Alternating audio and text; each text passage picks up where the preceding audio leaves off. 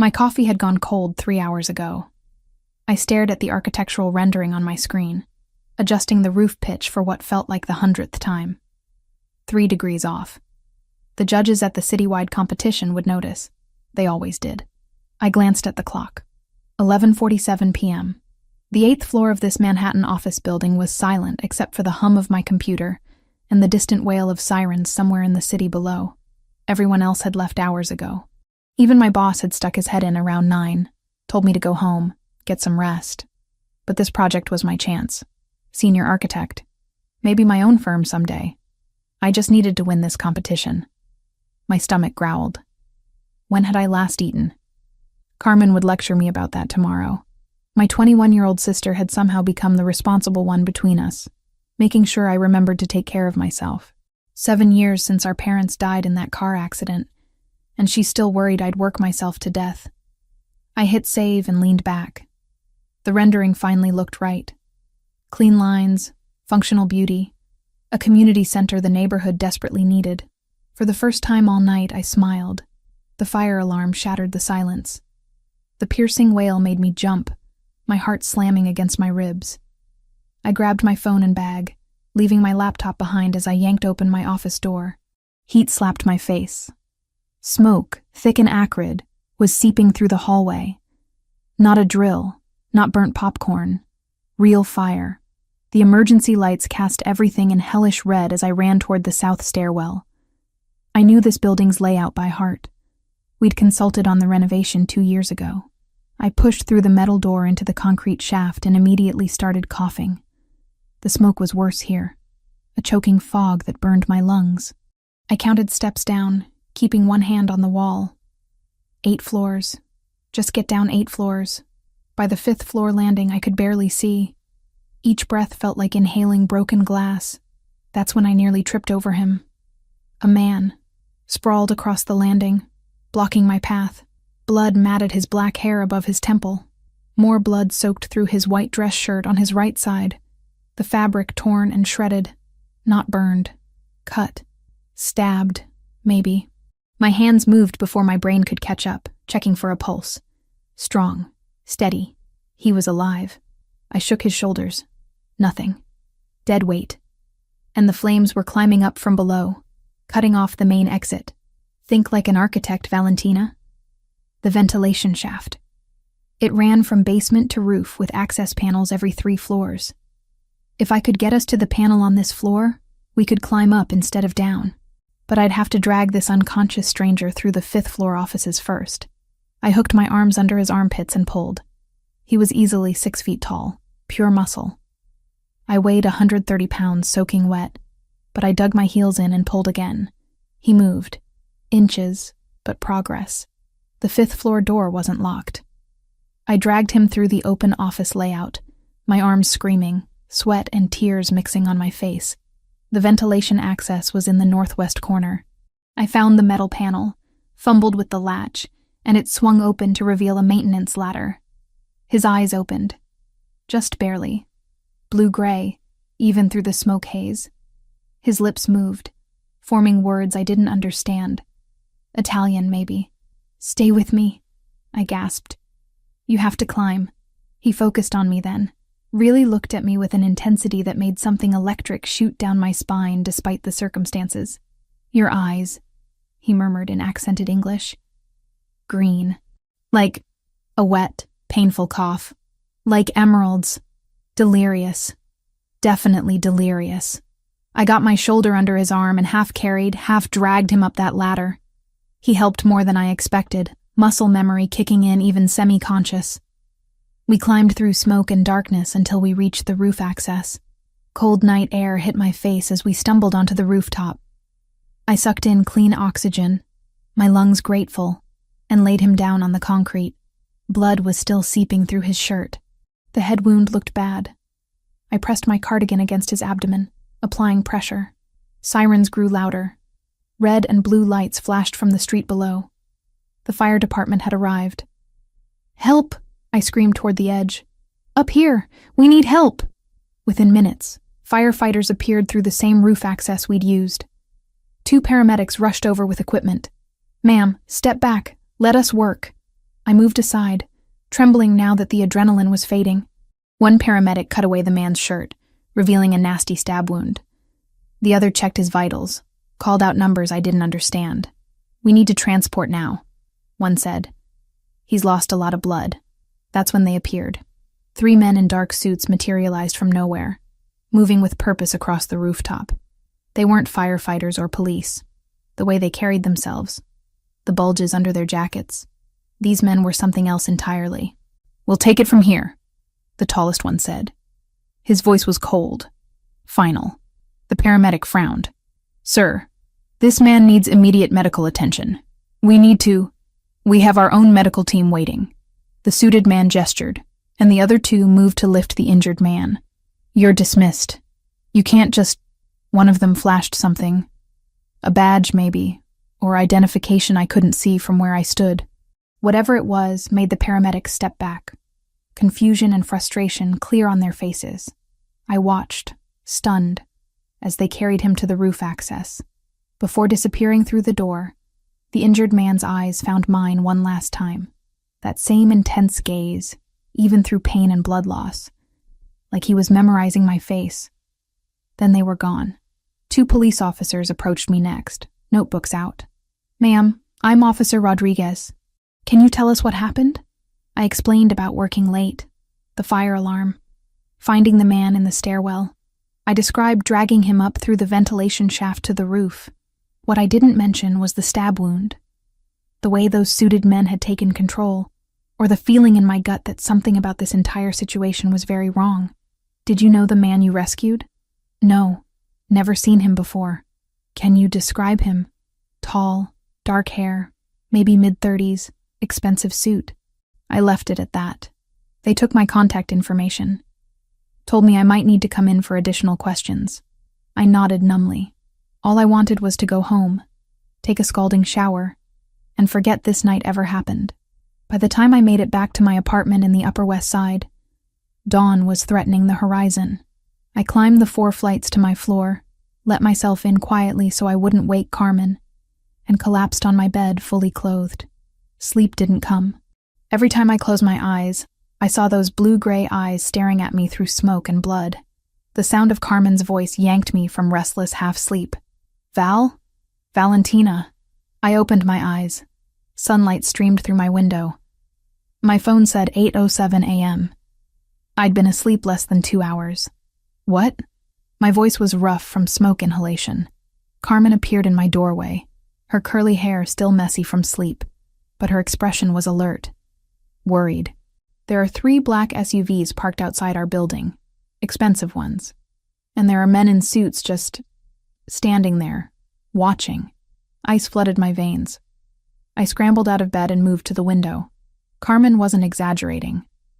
3 identical black SUVs lined the street below, and at least 6 men in dark suits stood on the sidewalk. Waiting, not talking, just watching our building. My phone rang. Unknown number. My hand trembled as I picked it up. Every instinct screamed not to answer, but something made me swipe to accept. "Hello? Miss Valentina Brennan." A man's voice, smooth, accented, controlled. "I believe we need to talk." The voice on the phone was smooth as expensive whiskey, with an accent that turned each word into something deliberate. Dangerous. "Who is this?" My voice came out steadier than I felt. "My name is Rafael Cordemare. We met last night under unfortunate circumstances. You saved my life, Miss Brennan. I'd like to express my gratitude properly." I glanced at Carmen, who was still staring out the window at the SUVs. My heart hammered against my ribs. "I don't know what you're talking about." A soft laugh, not mocking, almost appreciative. "The fire at the office building on 7th Avenue, the stairwell on the 5th floor. You dragged me through a ventilation shaft despite weighing a fraction of what I do. Your eyes are green, like emeralds, I believe I said." Heat flushed my cheeks. He remembered that? Through blood loss and smoke inhalation, he remembered saying that? "How did you get my number?" "I have resources." A pause. "I also know you live on the 4th floor of a building on West 83rd Street with your sister Carmen, who's 21 and studying medicine. You work as a junior architect at Morrison & Associates. Your parents died 7 years ago in a car accident on the Taconic Parkway. You have $43,000 in student loan debt and send $400 monthly to a care facility in Baltimore, where your grandmother lives with advanced dementia. My blood turned to ice. Are you threatening me? On the contrary. I'm demonstrating that I take my debts seriously. You saved my life, Valentina. That matters. In my world, it matters more than anything. Your world. I looked at the SUVs again. What world is that exactly? One we should discuss in person. Dinner tonight. 7 o'clock. I'll send a car.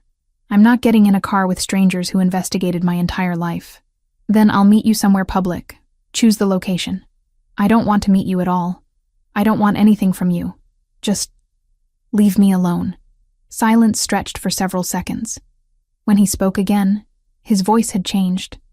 Softer, but somehow more intense. I'm afraid that's not possible.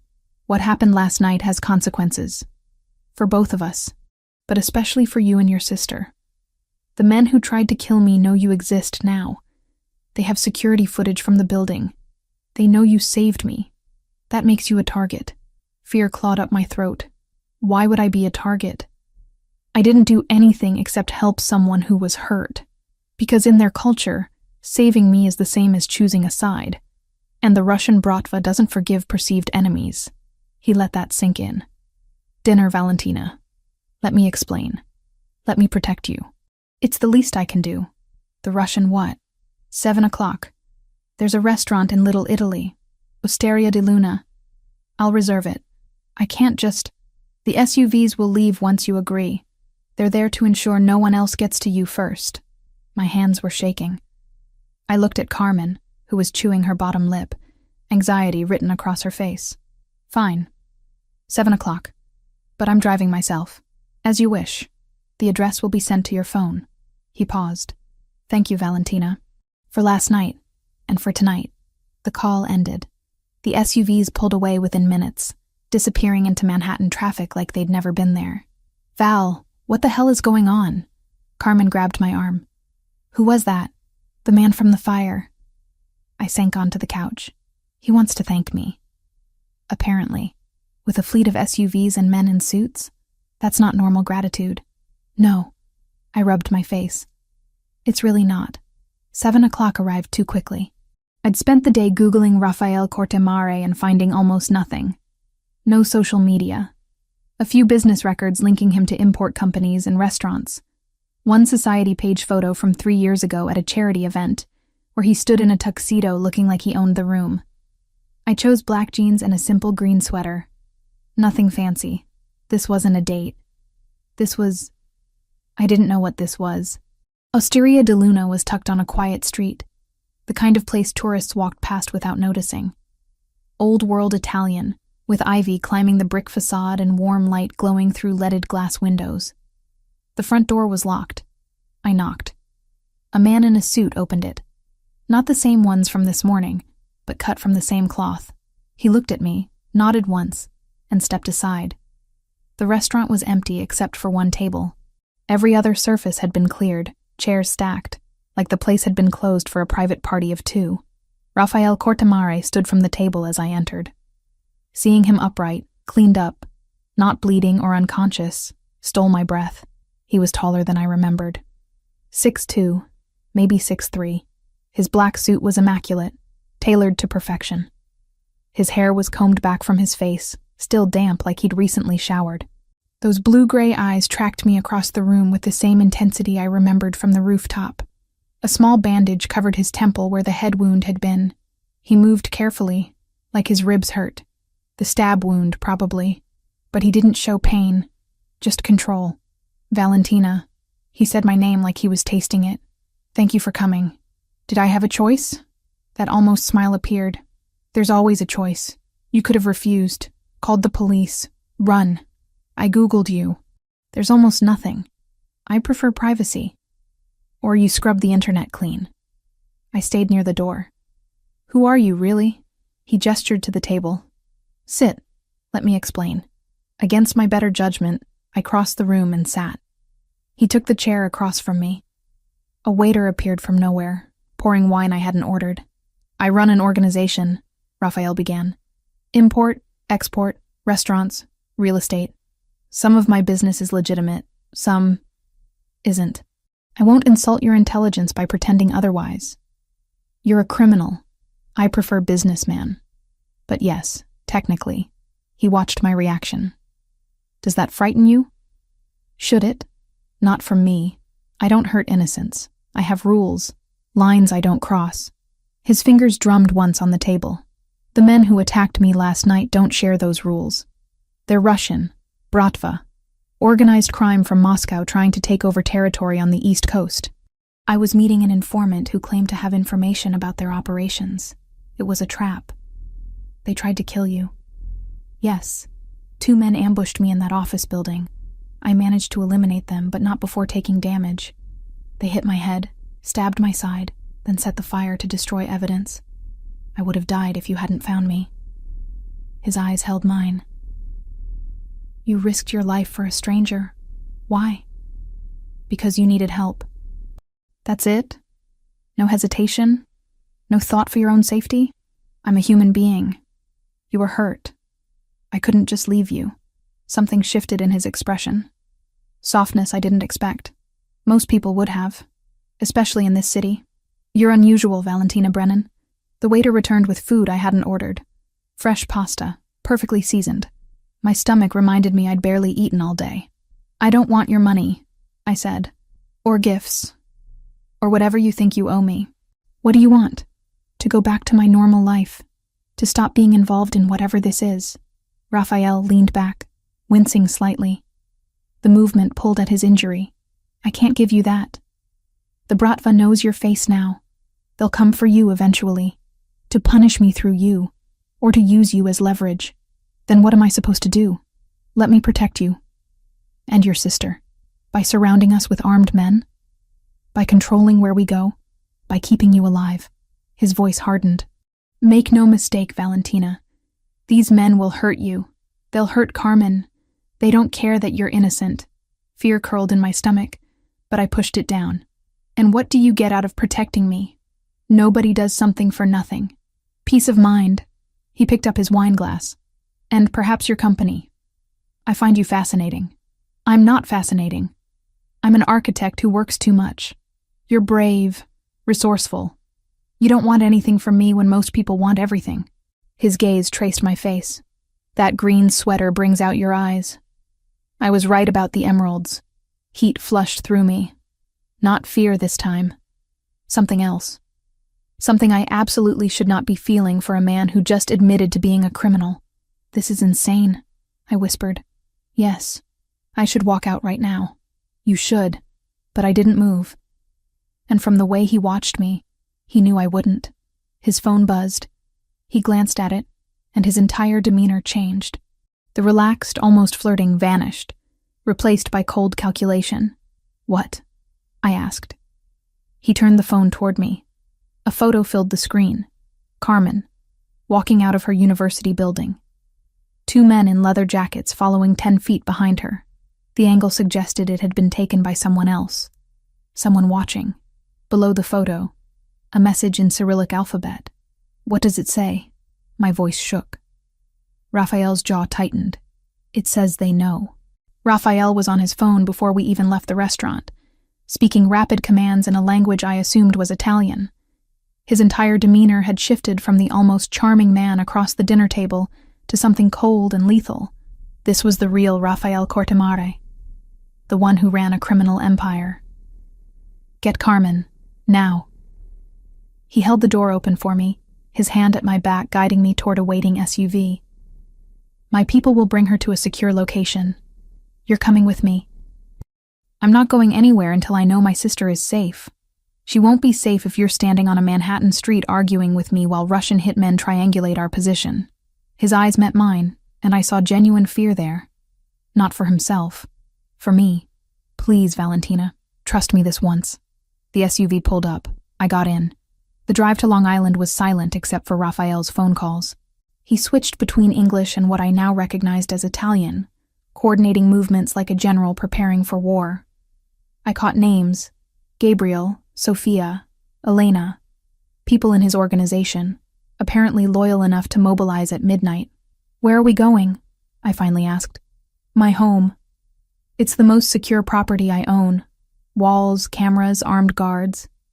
The Bratva won't get within a mile without me knowing. For how long?" "Until I eliminate the threat." He said it so matter-of-factly. "Until I eliminate the threat." Like he was talking about fixing a leaky faucet, not killing people. The mansion appeared through the trees like something out of a Gothic novel. Stone and glass, lit from within, surrounded by walls that looked more suited to a military compound than a home. Guards stood at the gate, nodding as we passed through. Raphael helped me out of the SUV. His hand lingered on mine, warm and steady. "Welcome to my home. This isn't a home. It's a fortress. It needs to be." He led me inside. The foyer was massive, all marble and dark wood. Tasteful, expensive. Nothing like I expected from a mob boss. "Your sister will be here soon. Gabriel is with her." As if on cue, another SUV pulled up. Carmen burst through the front door, her eyes wild with panic, and threw herself into my arms. "Val, what the hell is happening? These men showed up at my dorm and said I was in danger. They wouldn't let me call you. They just put me in a car and—" "I know. I'm sorry." I held her tight. "It's complicated." A woman entered behind Carmen. Late 40s, silver-streaked black hair pulled back severely, wearing a suit that screamed competence and danger. She moved like someone who'd seen violence and wasn't afraid of it. "Sofia Montesani," Raphael introduced. "My advisor and most trusted associate." Sophia's dark eyes assessed me thoroughly. "So you're the woman who saved his life."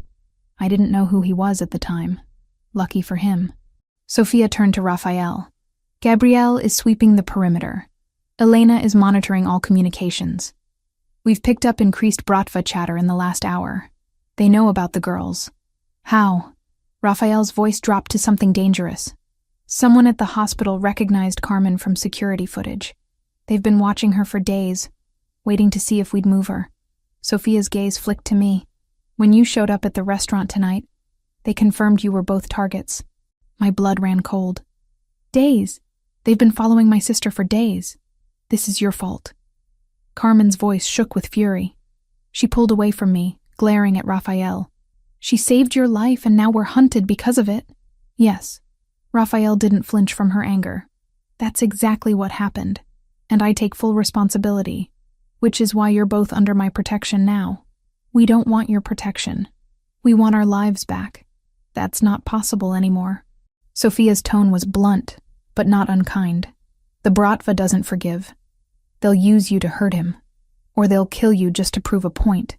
Your only option is to accept his help." Carmen looked at me, tears streaming down her face. "Val?" I pulled her close again. "We don't have a choice, Carmen. Not right now." Raphael gestured toward the stairs. "Sophia will show you to your rooms. East Wing. Private. You'll have everything you need." The rooms were beautiful. A suite larger than our entire apartment, with 2 bedrooms connected by a shared sitting area. Plush furniture, art on the walls, windows overlooking gardens lit by soft landscape lighting. Luxury I'd only seen in magazines. Carmen collapsed on one of the beds. "This is insane. This is actually insane." "I know. Are we prisoners?" "I don't think so. Not exactly. But I wasn't sure. The line between protection and captivity seemed very thin." Sophia appeared in the doorway. "There are clothes in the closets, your sizes, toiletries in the bathrooms. If you need anything, press the intercom. Someone will respond immediately." "How did you know our sizes?" I asked. "Raphael is thorough." She turned to leave, then paused. "For what it's worth, he's genuinely trying to keep you safe. He doesn't make promises lightly." After Sophia left, I helped Carmen get ready for bed. She was exhausted, emotionally wrung out. Within minutes of lying down, she was asleep. I wasn't tired. Too much adrenaline, too much fear, too many questions racing through my mind. I changed into pajamas someone had provided, soft cotton that fit perfectly, and left the suite. The mansion was quiet. I wandered through hallways, memorizing the layout with my architect's eye. North wing offices, south wing private quarters, Center was public spaces. And then I found the library. Floor-to-ceiling books, leather furniture, a fireplace crackling with dying embers, and Raphael, sitting in a wing-backed chair with a crystal tumbler of amber liquid, staring into the flames. "Can't sleep either?" I asked from the doorway. He looked up, and something in his expression softened. "The guest accommodation's not to your liking." "They're beautiful. Probably the nicest room I've ever been in." I stepped inside. "I just needed to think. And I'm disturbing your solitude." "No." I sat in the chair across from him. "Actually, I have questions." "I assumed you would." He took a slow sip of his drink. "Ask. That scar on your eyebrow. How did you get it?" He touched it unconsciously. "My father. I was 12. My mother had just died of cancer. At the funeral, I cried. He said courtmary men don't show weakness. When we got home, he hit me with his ring. Split the skin. Told me to remember. Horror curled through me. Your father did that? He did worse to others. He was a brutal man. Effective, but brutal." Raphael's eyes met mine. "I'm not him, Valentina. I do what's necessary for my business, but I have lines I don't cross. I don't hurt innocents. I don't tolerate trafficking or violence against women and children. I'm a criminal, yes, but I'm not a monster. You kill people. People who chose this life, who understand the risks. Not civilians, not people like you. Then why did you assume control after he died? Why not walk away? Because the alternative was watching everything collapse into chaos. Men who worked for us being killed or absorbed by other families. Businesses destroyed. I took control to protect what was ours. And maybe," he hesitated, "maybe to prove I could do it better. Without his cruelty." The vulnerability in his admission surprised me. This powerful, dangerous man admitting he'd wanted to prove something to a dead father who'd abused him. "My parents died when I was 19, I said quietly. "Car accident. Carmen was only 14. I became her legal guardian overnight. Dropped out of college for a year to work, pay bills, keep us afloat. When I finally went back to finish my degree, I worked 3 jobs to cover tuition and her expenses. I've been responsible for her ever since." "That's why you saved me." Raphael leaned forward. "You see someone in trouble, you help. It's who you are. Maybe I'm just stupid." "No, you're good. Genuinely good. That's rare in my world." His gaze traced my face. "It's rare anywhere." The moment stretched between us, charged with something I didn't want to name. He was a criminal. A killer. Everything logical said I should fear him. But sitting in that library, firelight casting shadows across his face, all I felt was an impossible pull toward this complicated, dangerous man who'd been hurt by his father and built an empire from pain. Gabriel appeared in the doorway, his expression urgent. "Boss, Sophia got intel from Elena. We have a problem. 3 days." That's how long it had been since Gabriel interrupted us in the library with news of increased Bratva movements. 3 days of living in Raphael's fortress, watching Carmen struggle between fear and resentment, feeling the weight of armed guards following my every step outside our suite, and 3 days of Raphael keeping a careful distance from me. Professional, polite, nothing like the man who'd shared vulnerabilities over firelight, whose gaze had traced my face like he was memorizing it. Until tonight. Sophia burst into the dining room where Carmen and I were picking at our dinner. Her expression was grim. "They're moving on the hospital. Mount Sinai. They've taken a patient hostage. Man in his 70s with ties to your organization." She looked at Raphael. "They're using him as bait to draw out Carmen." My sister went pale. "The hospital where I volunteer?" "Yes." Raphael was already on his feet, phone in hand, issuing rapid commands. "Gabriel, mobilize everyone. We intercept before they breach the building." "Wait." I stood too. "I know that hospital. My firm did the renovation plans 2 years ago. I know every entrance, every stairwell, every blind spot in their security." Raphael barely glanced at me. "Not relevant. You're staying here." "It's completely relevant. If you want to evacuate patients without causing panic, I can tell you exactly how to move through the building without triggering main hallways. I can help." "Absolutely not." "She has a point, boss." Gabriel appeared in the doorway, already armed. Hospital layouts are complicated. Having someone who knows the architecture could save time. She's a civilian. She's also the reason we're in this mess. I regretted the words the moment they left my mouth. But I didn't take them back. Let me help fix it. Raphael's jaw tightened. For a long moment, he just stared at me. Then reluctantly, fine, but you wear a vest, and you follow my orders exactly. No arguments. No heroics. The bulletproof vest was heavy, uncomfortable, making it hard to breathe as I climbed into the SUV. Raphael sat beside me, silent and coiled tight like a spring about to snap. Why did you really agree? I asked quietly. Because you're stubborn enough to try something foolish if I left you behind. His eyes met mine. And because I can protect you better if you're where I can see you. We reached Mount Sinai at 4:37 a.m. The hospital was a massive complex of interconnected buildings, most of the windows dark at this hour. Raphael's men were already positioned around the perimeter. Sophia coordinated through an earpiece, her voice calm and efficient. Security is on our payroll, she told me. They're evacuating the patient quietly through the service elevator. You need to guide our people through the fastest route to the underground parking where the exchange is supposed to happen. My architect's brain kicked in. I pulled up the renovation plans on my phone, traced the route with my finger. There. Loading dock access to the basement level, connects directly to parking structure. Avoids all main corridors. Smart girl, Gabriel murmured. We moved through the hospital like ghosts. I led 6 of Raphael's men through maintenance corridors I'd memorized from blueprints, past sleeping patients and skeleton crew nurses who never noticed us. By the time we reached the underground parking level, it was 5:03 a.m. The Russians were already there. 4 men. Maybe 5. It was hard to tell in the shadows cast by flickering fluorescent lights. They stood near a black van, weapons visible. Professional. Calm. Waiting. Raphael stepped forward into the light, and I finally saw him as he truly was. Not the vulnerable man sharing whiskey by firelight, not even the controlled businessman across a dinner table. This was Raphael Cortamare in his element. Cold, lethal, absolute. You're on my territory. His voice carried across the concrete expanse. Leave, now. One of the Russians laughed. Cortamare, we were hoping you'd come yourself. Makes this easier. Where's the patient? Released. We don't actually want him. We want the sister. He gestured vaguely in my direction, even though I was hidden behind a pillar. The one who saved your life. Viktor Sokolov sends his regards. Tell Viktor he can deliver his regards in person. Raphael's hand moved to his weapon. After I'm done with you. Everything happened at once.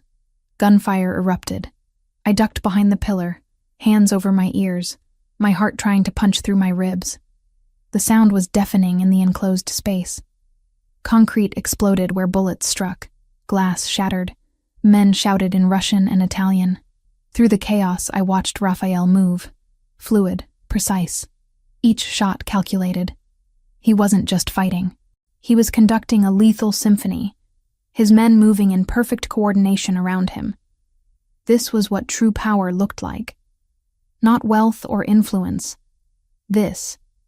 Command over life and death. I saw the ricochet before I understood what was happening. A bullet struck the metal frame of a parked car, angled wrong, bounced toward me at impossible speed. Raphael was there. I didn't even see him move. 1 second he was 20 feet away. The next he was in front of me, his body between mine and the bullet. It caught his left arm, tearing through his jacket, leaving a streak of red in its wake. He didn't even flinch. Stay down, he growled, then returned fire. The Russians retreated when more of Raphael's reinforcements arrived. 2 were captured. The others escaped into the early morning darkness. Back at the mansion, I found Raphael in the library. He'd removed his jacket, his white shirt sleeves soaked red. He was trying to examine the wound himself, his face tight with controlled pain. Let me. I grabbed the first aid kit Sophia had left on the side table. Sit down. It's nothing. It's a bullet wound. Sit. He obeyed surprisingly. I cleaned the blood away carefully. The bullet had carved a groove along his bicep. Deep, but not catastrophic. Still, Seeing his blood on my hands made something twist painfully in my chest. You could have been killed. My hands trembled as I applied antiseptic. So could you. That bullet was meant for your head. His uninjured hand caught my wrist, steadying me. I promised to keep you safe, Valentina. His fingers were warm against my pulse point. I could feel my heartbeat hammering against his touch. We were too close. I could see gold flecks in his blue-gray eyes, see the tension in his jaw, the way he was breathing just slightly too fast. Thank you. The words came out barely above a whisper. For saving me. Always. His thumb moved against my wrist, a gentle stroke that sent electricity up my arm. I will always... Sophia appeared in the doorway. Raphael released me instantly, and I stepped back, suddenly aware of how intimate the moment had been. Interrogations complete, Sophia said, her sharp eyes noting our positions. You need to hear this, Raphael. The library suddenly felt too small. The information Sophia delivered was worse than I'd imagined. Viktor Sokolov wasn't just fighting a territorial war. He was systematically eliminating every Italian organization on the East Coast, creating a Russian monopoly. And the Kortemar family was his primary target because they controlled the port of New York, essential for international smuggling operations. There's more, Sophia continued. Elena hacked their encrypted communications. Sokolov has someone inside your organization, an informant, someone close to you. Raphael's expression went arctic. Who? We don't know yet. But whoever it is has been feeding the Bratva information for months, including the location of every safe house, every movement, every vulnerability. Sophia's gaze flicked to me, including when you brought Valentina and her sister here. The implications crashed over me like ice water. Someone in this house, someone Raphael trusted, was betraying us all. Paranoia was a living thing inside Raphael's mansion. 3 days since the hospital shootout, and trust had become a luxury none of us could afford. I watched Raphael move through his own home like a predator in uncertain territory, suspicion shadowing every interaction with his men. He trusted only Gabriel and Sophia now. They investigated quietly, methodically, searching for the traitor who'd been selling us out for months. The rest of the organization operated under a cloud of scrutiny, every conversation monitored, every movement tracked. Carmen spent most of her time in our suite, alternating between anger and fear. I couldn't blame her. She'd gone from pre-med student to prisoner in a criminal's fortress. But when she looked at me, really looked at me, I saw something else in her expression. Recognition, maybe. Or judgment. You're falling for him. She said it on the 4th morning, watching me stare out the window toward the gardens where Raphael was walking alone. That's ridiculous. Is it? You light up when he walks into a room. You find excuses to be where he is. Carmen crossed her arms. Val, he's a criminal, a killer. I know what he is. Do you? Because from where I'm standing, you're forgetting why we're here. We're not guests. We're liabilities he's managing. Her words stung because part of me feared she was right. But another part, the part that remembered firelight conversations and the way Raphael had thrown himself in front of a bullet meant for me, that part knew it was more complicated than liability management. Raphael gave me space to explore his world during those 3 days. He showed me the legitimate businesses first. A chain of Italian restaurants that actually served incredible food. An import company dealing in wine and olive oil, all properly licensed and taxed. Real estate holdings across the city, including the building where my firm had offices. You own my office building? I'd asked, surprised. I own many buildings in Manhattan. It's good investment. Legal profit. He'd smiled slightly. Not everything I do is criminal, Valentina. But he didn't hide the rest. The warehouse where shipments arrived at odd hours. Containers holding more than just wine. The club in Tribeca where money laundered through nightly receipts. The protection payments from business owners who paid to avoid problems Raphael's own men would create if they refused. He showed me his world with brutal honesty. Not glorifying it. Not apologizing for it. Just letting me see. Why are you showing me all this? I asked one evening, as we stood in his office overlooking the estate grounds. Because if you choose this, choose me.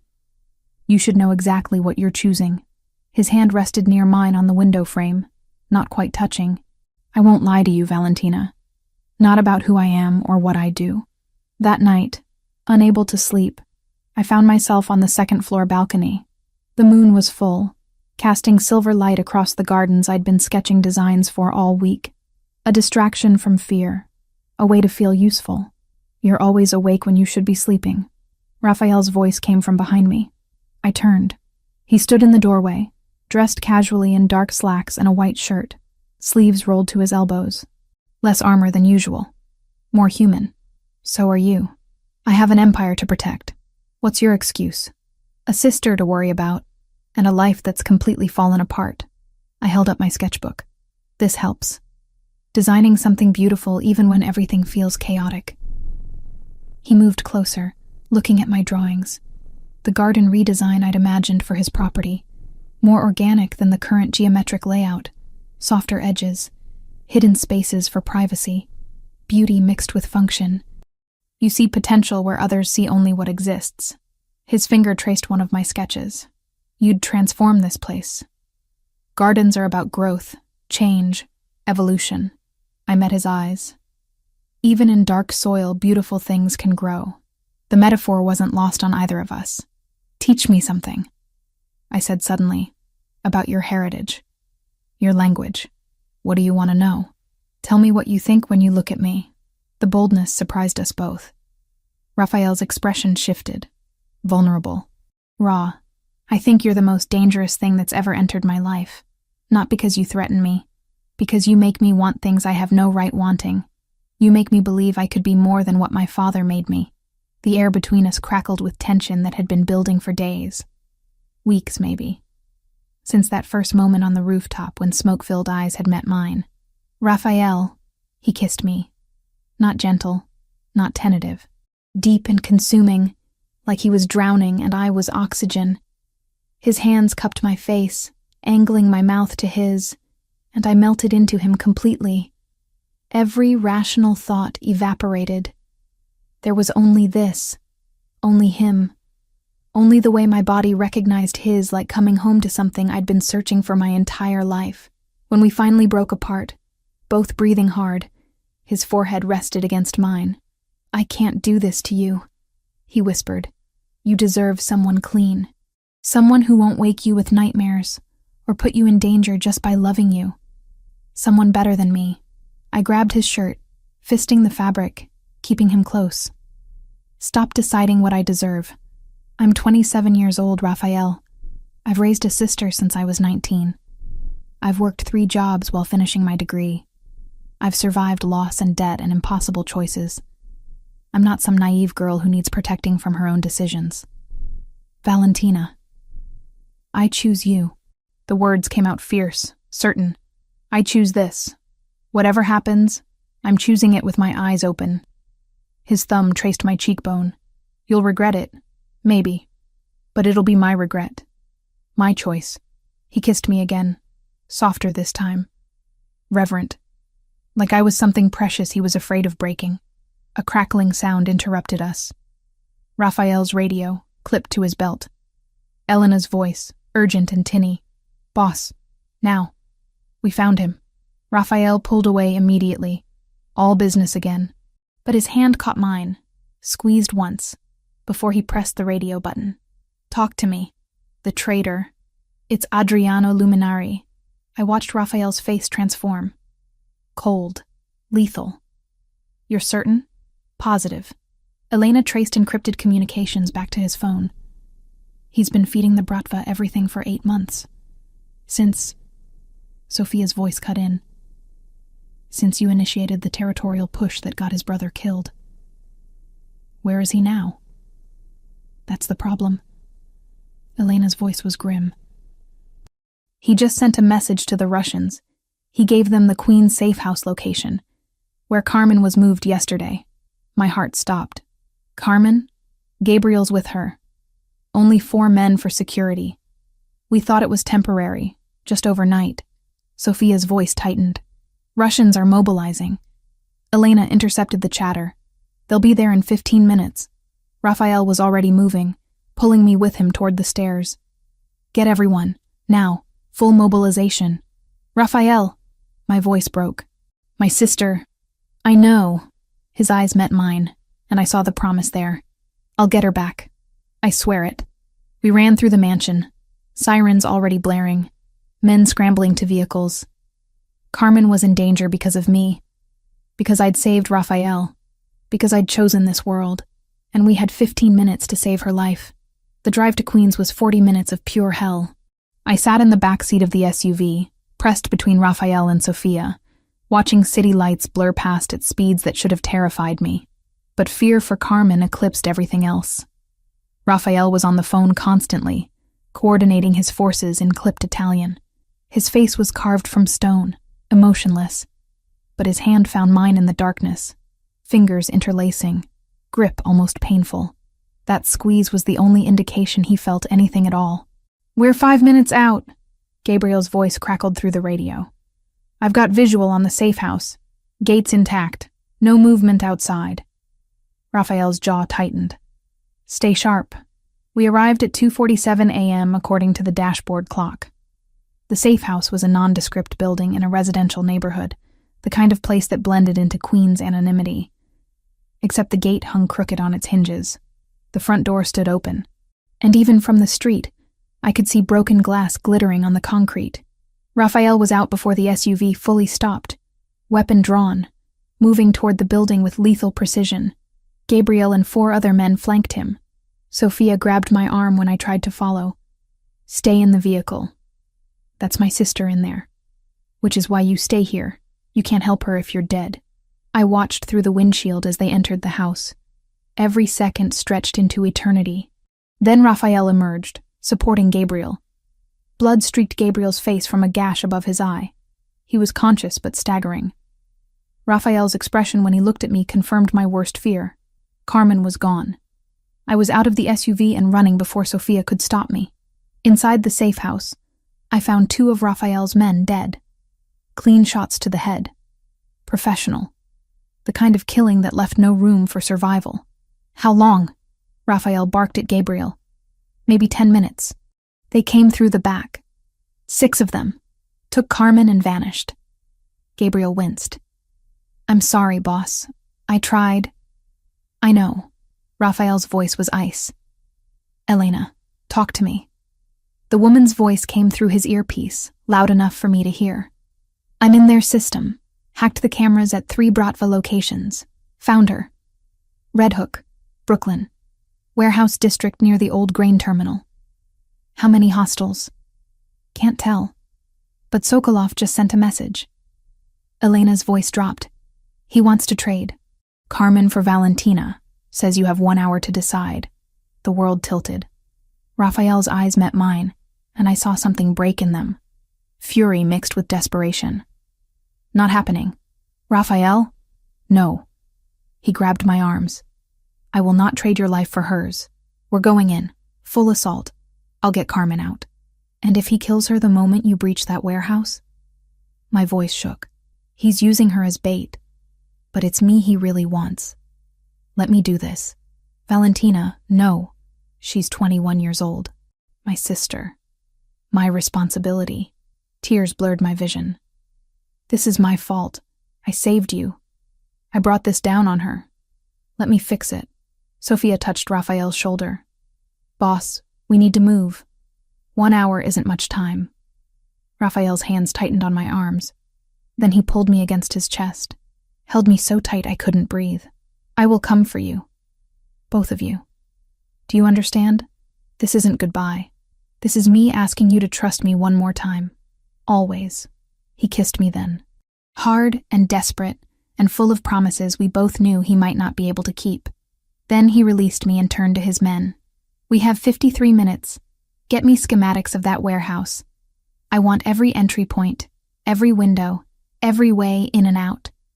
Sophia, coordinate with the other families. I don't care what favors I owe. I need every available man in Red Hook in 40 minutes. The plan was flawless. Precision, strategy. Everything Raphael was famous for. Except I wasn't part of it. Back at the mansion, they left me in the command center with Elena monitoring her screens.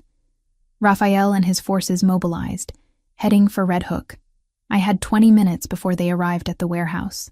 20 minutes to do what I had to do.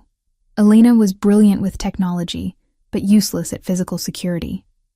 I'd been studying this mansion for days, using my architect's eye to memorize layouts, to notice the maintenance corridor that connected the east wing to the garage, the exit that bypassed all the main security checkpoints because it was designed for staff and deliveries.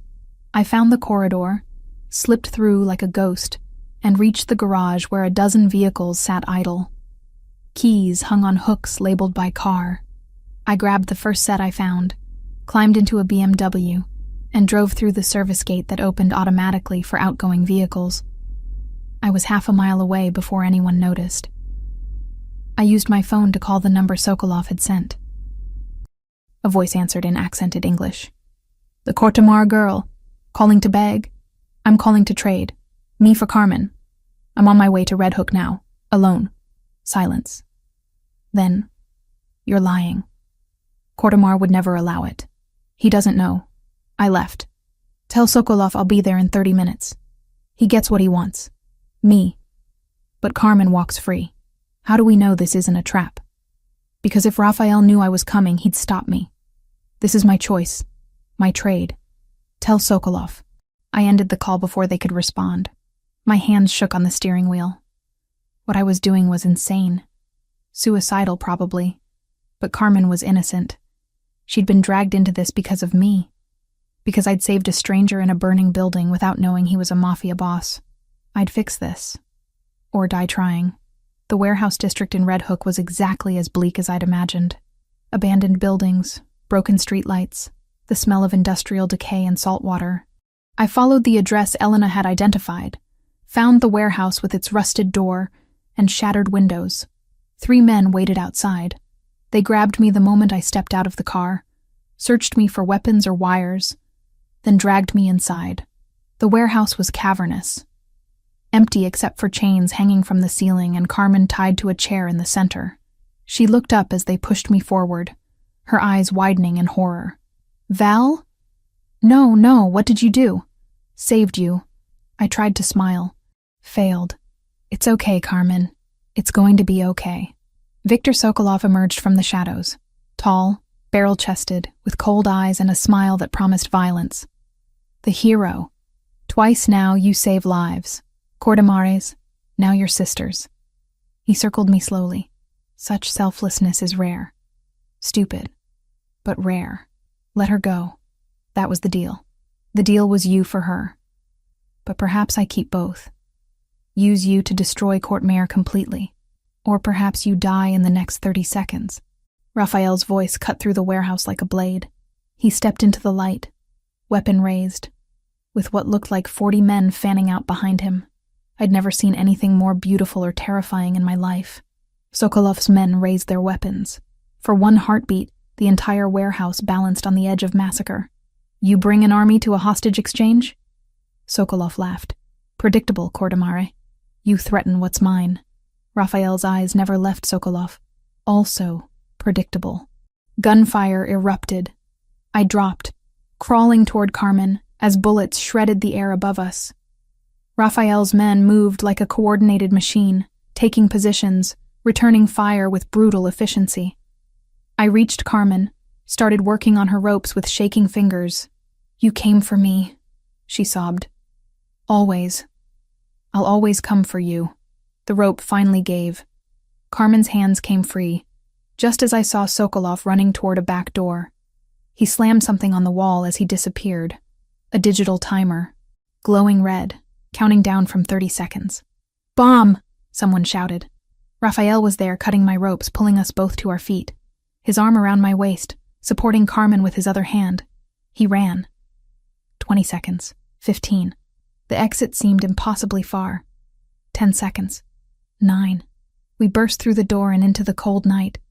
5. 4. Raphael threw us both to the ground, covered our bodies with his. The explosion was deafening. Heat and pressure blasted over us. Debris rained down, concrete and metal and fire. When the ringing in my ears finally subsided, Raphael was pulling us up, checking for injuries with hands that moved over us frantically. "Valentina. Carmen. Are you hurt?" Carmen had bruises on her face. a cut on her lip. But she was alive, conscious. I'm okay. Val? I'm fine. I clung to Raphael. You came. Always. He crushed me against him. Don't ever do that again. Don't ever sacrifice yourself like that. Promise me. I can't. She's my sister. His laugh was strained. Then I'll have to make sure neither of you are ever in danger again. Back at the mansion, a doctor treated Carmen while Sophia debriefed Raphael on casualties. 2 of his men dead, 5 injured. Sokolov escaped through underground tunnels. The warehouse was ash. I sat with Carmen until she fell asleep, exhausted and medicated. Then I found Raphael in his office, staring at a computer screen. What is it? He turned the monitor toward me. A video file. Playing on loop. The view was from outside the mansion, zoomed in on our bedroom window. A red laser dot danced across the glass where I'd stood just hours ago. Below the video, a message in English. I know where she sleeps. Sokolov hadn't given up. He'd just declared war. The bunker beneath Raphael's mansion wasn't what I expected. No cold concrete or steel walls. It was a fully furnished apartment, hidden 3 levels underground, with filtered air, stockpiled supplies, and enough security to withstand a siege. Carmen sat on one of the beds, arms wrapped around herself, still processing everything that had happened. We're safe here, Raphael said, though his expression told a different story. He was preparing for war, and safe was a relative term. For how long? I asked. Until I end this. He checked his weapon with practiced efficiency. Viktor Sokolov has declared war, not just on me, on every Italian family in New York. He wants a Russian monopoly on the East Coast. That makes him everyone's problem now. Sophia entered carrying a tablet, her face grim. The 5 families have agreed to meet. 1 hour. They want guarantees this won't blow back on their operations. Raphael's jaw tightened. They'll get their guarantees. Tell them I'm calling in every favor owed. Tonight, we dismantle the Bratva's entire New York operation. But the plan was audacious. 12 simultaneous strikes across the city. Nightclubs laundering Russian money. Warehouses storing smuggled weapons. Drug distribution points. Raphael coordinated with leaders whose names I'd only heard whispered in fear. The Fontanelli family. The Verziani brothers. Old enemies setting aside grudges because Sokolov threatened them all. Carmen watched me pace the bunker. You're going to do something stupid, aren't you? What? You have that look. The same one you had before you traded yourself for me. She stood, grabbed my arms. Val, please. Stay here. Let him handle this. I will. The lie tasted bitter, but I couldn't tell her the truth.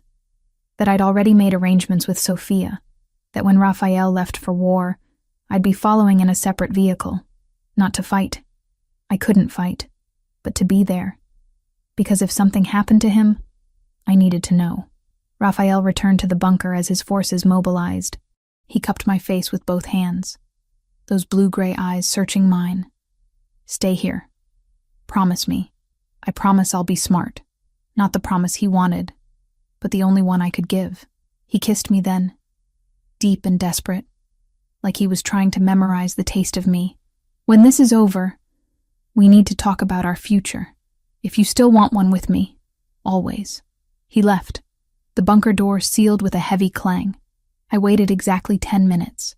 Then I pressed the emergency release Sophia had shown me, the one that bypassed the main security protocols. Carmen tried to stop me, but I was already moving. Sophia waited in the garage with a nondescript sedan. He's going to be furious. I know. I climbed in. But I can't sit in a bunker while he might be dying.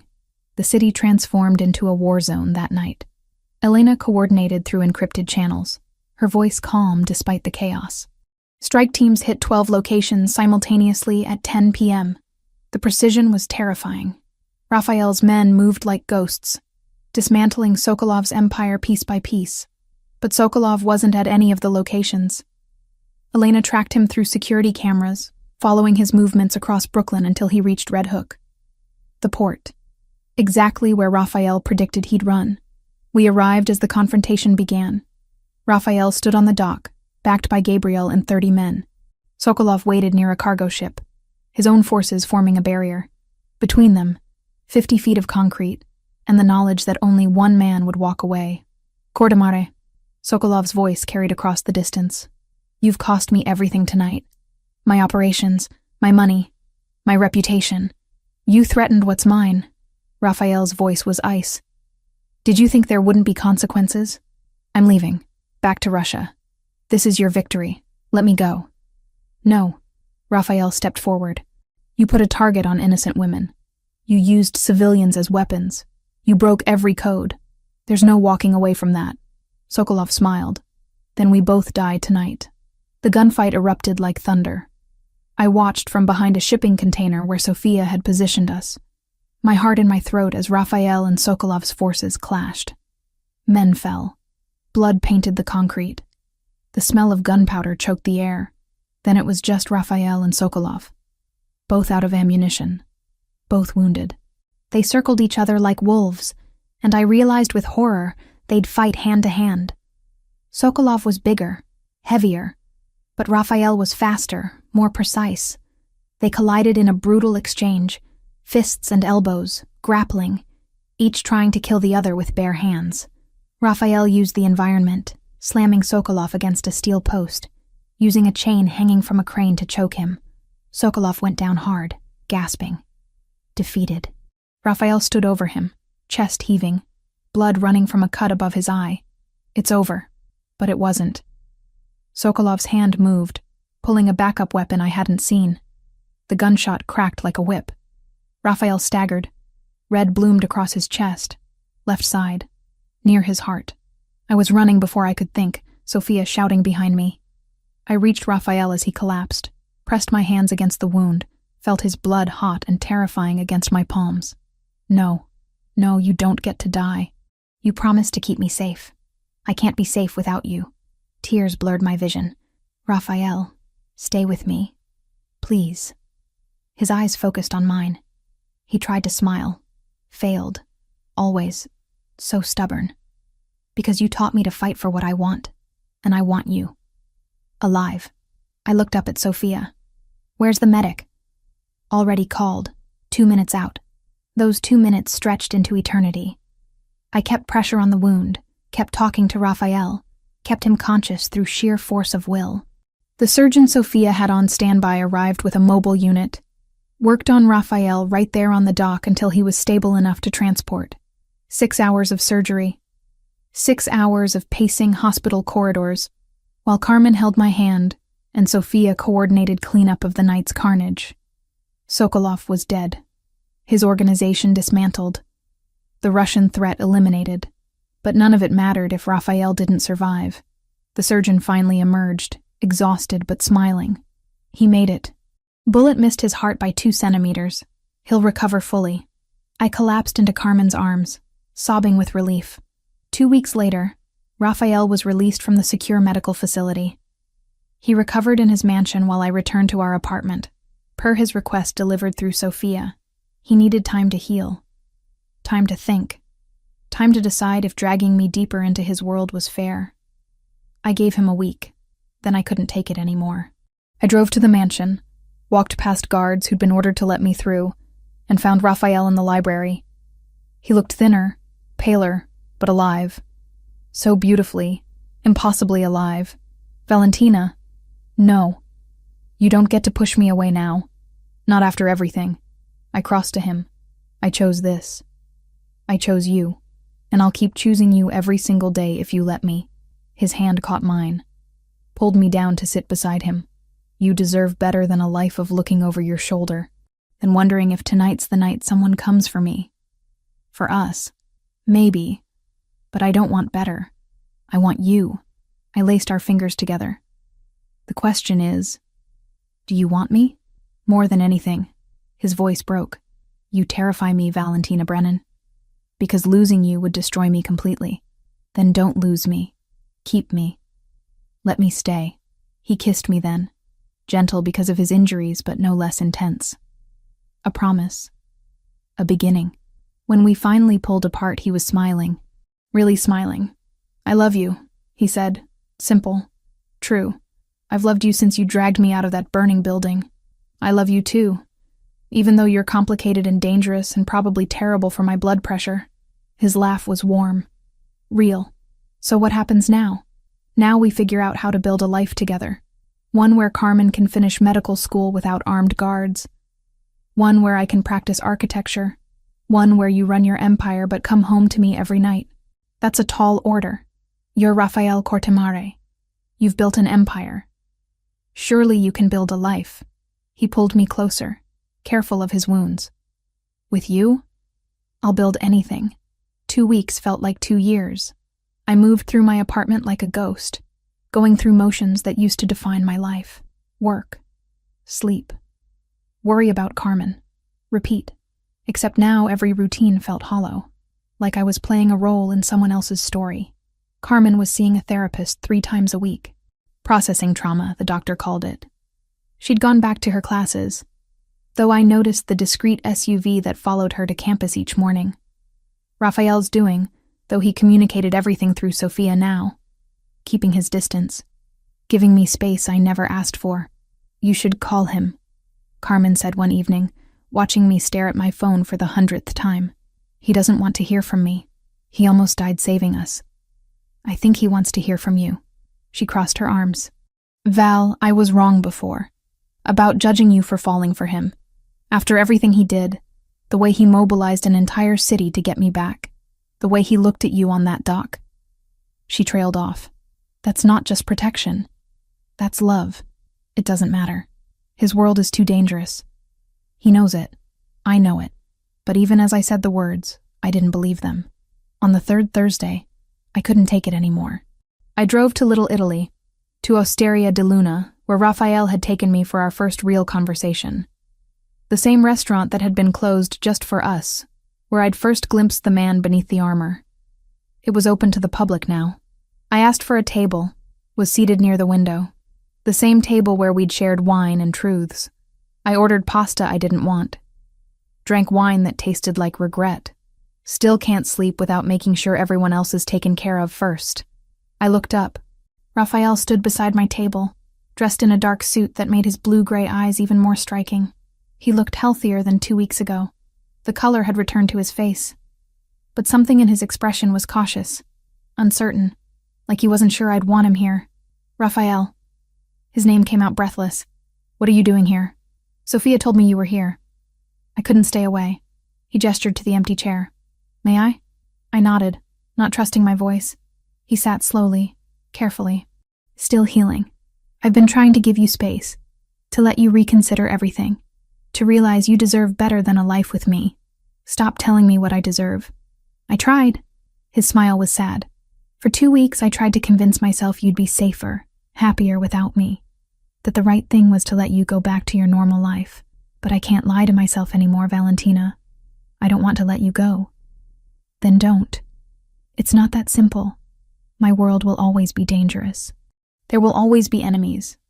Always threats. I can minimize them, but I can't eliminate them completely. You'd be choosing a life of looking over your shoulder. I'd be choosing you. I reached across the table, took his hand. I've spent 2 weeks pretending I could go back to who I was before that fire. Before you. And I can't. You changed me, Rafael. You showed me that I'm stronger than I thought.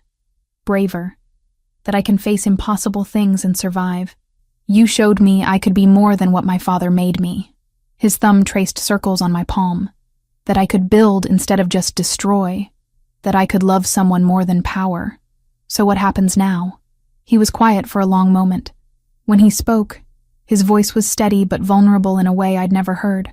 I can't offer you safety. I can't promise there won't be danger. But I can promise you choice. Real choice, Valentina. You want to keep working as an architect? I'll support that. Want your own firm? I'll invest. Want to stay in your apartment? Keep distance from my business? We'll figure it out.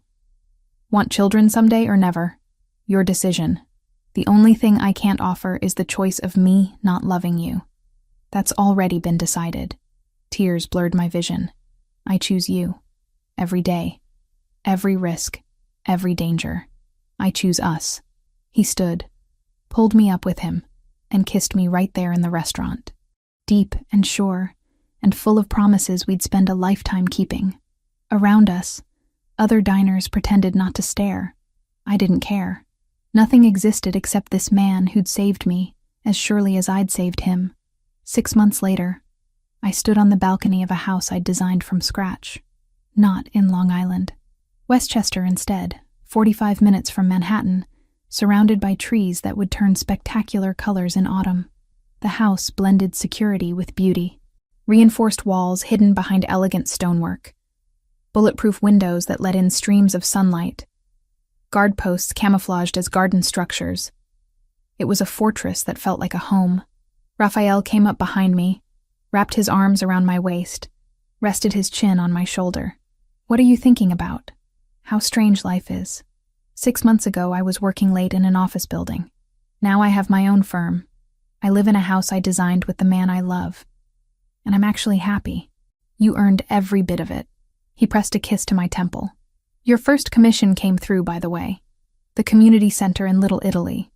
They approved your designs." I turned in his arms. "Really?" "Really. Sophia said it's brilliant. Contemporary design that honors the neighborhood's history." Pride shone in his eyes. "You're going to transform that neighborhood, Valentina. We're going to transform it. Your funding made it possible. Our partnership." He smiled. "In business and everything else." Carmen's laughter drifted up from the gardens below. She was walking with Gabriel, their heads close together, her hand in his.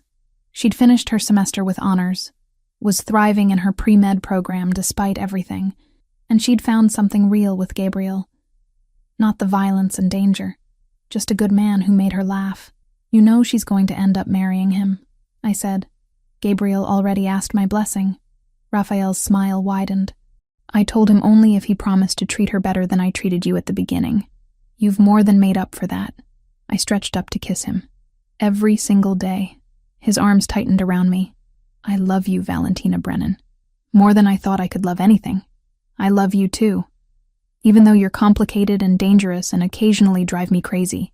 Only occasionally? I'm being generous." He laughed, the sound warm and free. The laugh of a man who'd found peace in chaos, who'd learned to build a life instead of just survive one. Sophia appeared on the balcony, tablet in hand. "Sorry to interrupt. Valentina, the permit for the community center came through. Construction can start next month." She handed me a folder. "Also, this came for you, from the Orfanato Fund."